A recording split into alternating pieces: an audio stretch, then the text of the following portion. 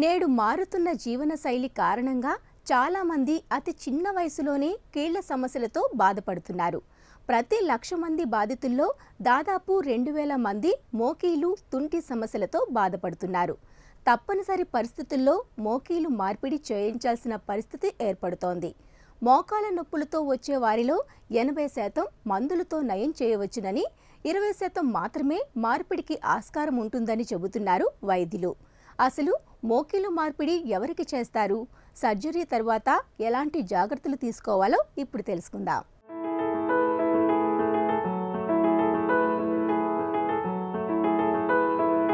ప్రస్తుత కాలంలో 60 ఏళ్ల వయసు దాటిన వారికి రావాల్సిన మోకాళ్ల నొప్పులు 30 ఏళ్లకే వస్తున్నాయి.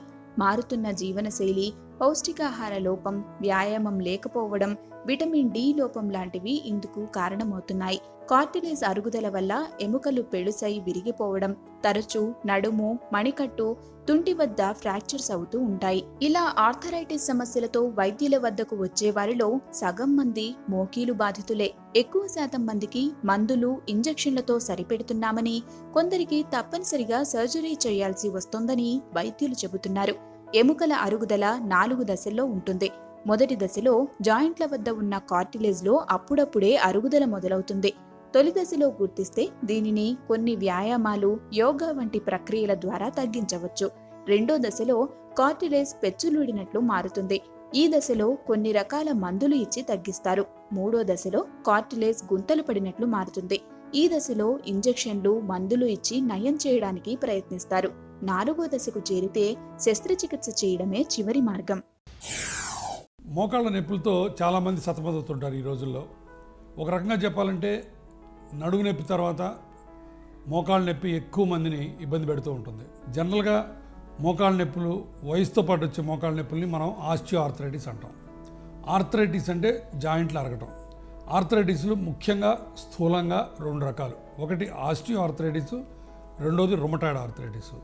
రుమటాయిడ్ ఆర్థరైటిస్ అంటే అదొక ఆటో ఇమ్యూన్ డిజార్డర్. అంటే రక్తంలో కొన్ని కణాలు తేడా వల్ల మన జాయింట్ని మనమే నరుక్కుంటాం అనమాట. అది ఆటో ఇమ్యూన్ ప్రాబ్లం అంటారు. అది కొంతమందికి బ్లడ్లో తేడా వల్ల వస్తుంది. అది వచ్చినప్పుడు ఒక మోకాళ్ళే కాదు, హిప్ జాయింట్లు, ఎల్బోస్, రిస్ట్స్, అట్లా అన్ని జాయింట్లు ఎఫెక్ట్ అవుతాయి అనమాట. రెండోది వచ్చి ఆస్టియో ఆర్థరైటిస్. ఆస్టియో ఆర్థరైటిస్ అంటే ఏంటి? వయసుతో పాటు అందరికీ వచ్చే రోగం. మనందరికీ ఆస్టియో ఆర్థరైటిస్ వస్తుంది. ఆస్టియో ఆర్థరైటిస్ సహజంగా వయసుతో పాటు అరిగిపోతాయి జాయింట్స్. ఇప్పుడు ఏంటంటే జాయింట్ లోపల మామూలుగా మీరు ఇక్కడ గమనించినట్టయితే ఇక్కడ మెత్తటి కార్టిలేజ్ ఉంటుంది. ఈ బ్లూ కలర్లో ఉంది. అది కరెక్ట్గా చెప్పాలంటే మన పచ్చి కొబ్బరి ముక్కలాగా ఉంటుంది. వయసు మీద పడుతున్న కొద్దీ ఈ పచ్చి కొబ్బరి ముక్కలో నీరు తగ్గిపోయి ఎండు కొబ్బరి ముక్కలాగా అవుతుంది.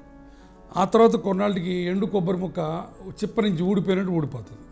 ఇలా జరుగుతుంది. అప్పుడు ఇది గమనించారా తేడా? ఇక్కడ స్మూత్గా ఉన్న కార్టిలేజ్ ఊడిపోవడం జరిగింది. ఇక్కడ ఇప్పుడు ఆర్థరైటిస్ లాస్ట్ స్టేజ్లోకి వెళ్ళినట్టు అంటాం అనమాట మనం. కాబట్టి మోకాళ్ళు అరగటం ఈ కార్టిలేజ్ ఎండిపోవటం, కార్టిలేజ్ ఊడిపోవటం అన్న ప్రక్రియ వల్ల మోకాళ్ళు అరిగిపోయిన అంటాం. మోకాళ్ళు అరగటం 4 స్టేజ్లు ఉంటాయి. మొదటి 3 స్టేజ్ల్లో మందులు, ఫిజియోథెరపీతో సరిపోద్ది.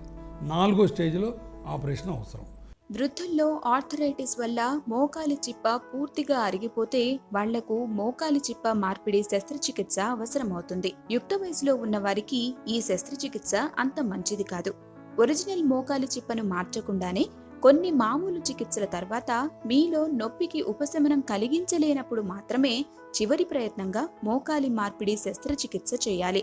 టోటల్ నీ రీప్లేస్మెంట్ సర్జరీలకు ప్రత్యామ్నాయంగా ఆస్టిటోమైస్ వంటి శస్త్రచికిత్సలు ఉన్నాయి.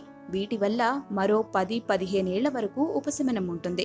కాబట్టి ముందుగా అనుభవజ్ఞులైన ఆర్థోపెడిక్ శస్త్రచికిత్స నిపుణులను సంప్రదించాలి. మొదటి 2 స్టేజుల్లో, 3వ స్టేజుల్లో సింపుల్ మందులు, ఫిజియోథెరపీ, బరువు తగ్గడం అన్నది దీనికి ట్రీట్మెంట్ మొడాలిటీస్. ఈ 4th స్టేజ్లోకి వెళ్ళినప్పుడు ఇంకా మందులు పనిచేయడం మానేస్తాయి. అట్లానే ఫిజియోథెరపీ చేయడం మానేస్తుంది పనిచేయడం. ఇక అప్పుడు పేషెంట్ రిపీటెడ్గా నొప్పులతో వస్తాడనమాట. అప్పుడు మేము ఆపరేషన్ ఆఫర్ చేస్తాం. ఈ ఆపరేషన్ మొదటి స్టేజ్లో, 2వ స్టేజ్లో ఎవ్వరికీ చేయం. చాలా అపోహలు ఉన్నాయి మీ అందరి మనసుల్లో. అనవసరంగా ఆపరేషన్లు చేస్తామని, కుడికాలు నొప్పి అని వెళ్తే ఎడంకాలు కూడా చేసామని, ఇవన్నీ కూడా అపోహలు.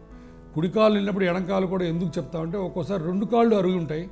2 కాళ్ళు ఒకేసారి చేయించుకోవడం వల్ల బోల్డెన్ లాభాలు ఉన్నాయి. పేషెంట్ కానీ మెడికల్ ఫిట్నెస్ ఉంటే 2 కాళ్ళు ఒకేసారి చేయించుకుంటే ఒక నొప్పిలో 2 అయిపోతాయి. కాబట్టి ఈ ఆపరేషన్ గురించి కూడా చాలా అపోహలు ఉన్నాయి. ఏంటంటే ఫస్ట్ ఈ ఆపరేషన్ ఫెయిల్ అయిపోద్ది, అది చేసుకుంటే 3 నెలలు పక్క మీద ఉండాలని. అది ఇన్ని తప్పు. ఈ ఆపరేషను, మోకాళ్ళ ఆపరేషను 100 మందికి చేస్తే 99 మందికి సక్సెస్ అవుద్ది. ఇది correct doctor, correct operation theatre, correct హాస్పిటల్లో ఉంటాయి. ఈ ఆపరేషన్లో ఏం చేస్తాం, ఈ అరిగిపోయిన పార్ట్ తీసేసి ఇట్లా ఒక పక్క స్టీలు, ఇంకో పక్క ప్లాస్టిక్, ఈ రెండుతోటి కొత్త జాయింట్ వేస్తాం. ఈ జాయింట్ ఇలా ఉంటుంది. దీనికి ఇంకొక అపోహ ఉంది, ఈ ఆపరేషన్ అయిన తర్వాత 3 నెలలు మంచం మీద పడుకోవాలంట కదా అని. లేనే లేదు, 2వ రోజు నడిపిస్తాం. 3వది చాలామంది ఆపరేషన్ అయిన తర్వాత సార్ మేము కింద కూర్చోవడానికి లేదు కదా అంటారు. చక్కగా కూర్చోవచ్చు. ఇప్పుడు హై ఫ్లెక్స్ జాయింట్స్ అని వచ్చినాయి. దాంతో 130 డిగ్రీల దాకా మడత వస్తుంది. మీరు చేతైనంత వరకు కింద కూర్చోవచ్చు. అట్లని రోజు ఇండియన్ టాయిలెట్లో కూర్చుంటే తొందరగా పాడైపోద్ది జాయింట్. సో జాయింట్ని చాలా ప్రేమగా చూసుకోవాలి, అది ముఖ్యంగా. ఫిజియోథెరపీకి భయపడద్దు. ఎంత రిలాక్స్డ్గా ఫిజియోథెరపిస్ట్కి మీ కాలు వదిలేస్తే అంత చక్కటి రిజల్ట్స్ వస్తాయి. ప్రతి 1,00,000 మంది బాధితుల్లో 2,000 మందికి తప్పనిసరిగా మోకీలు, తుంటి మార్పిడి చేయాల్సిన పరిస్థితి ఏర్పడుతోంది. మోకాళ్ల నొప్పులతో వచ్చే వారిలో 80% మందులతో నయం చేయవచ్చని, 20% మాత్రమే మార్పిడికి ఆస్కారం ఉంటుంది. ఎక్కువసార్లు మెట్లెక్కడం లాంటి వాటి వల్ల సమస్యలు పెరిగే అవకాశాలు ఉన్నాయి. ఈ సమస్య ఎక్కువగా మహిళల్లో కనిపిస్తుంది. కాబట్టి మోకీలు మార్పిడి చేసుకోవాలనుకునేవారు సమీపంలో ఉన్న ఆర్థోపెడిక్ సర్జన్ను సంప్రదించి తగు జాగ్రత్తలు తీసుకోవాలి. అప్పుడు ఆరోగ్యమే మహాభాగ్యం అవుతుంది.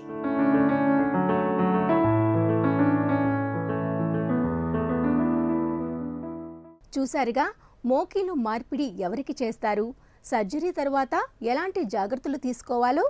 మీరు కూడా ఈ సర్జరీ పట్ల అవగాహన పెంచుకొని మీ కుటుంబ సభ్యులకు, బంధుమిత్రులు ఎవరైనా ఈ సమస్యతో బాధపడుతున్నట్లయితే తగు సలహా ఇవ్వండి. మీ సమీపంలో ఉన్న ఆర్థోపెడిక్ సర్జన్కు చూపించి తగు జాగ్రత్తలు తెలియజేయండి.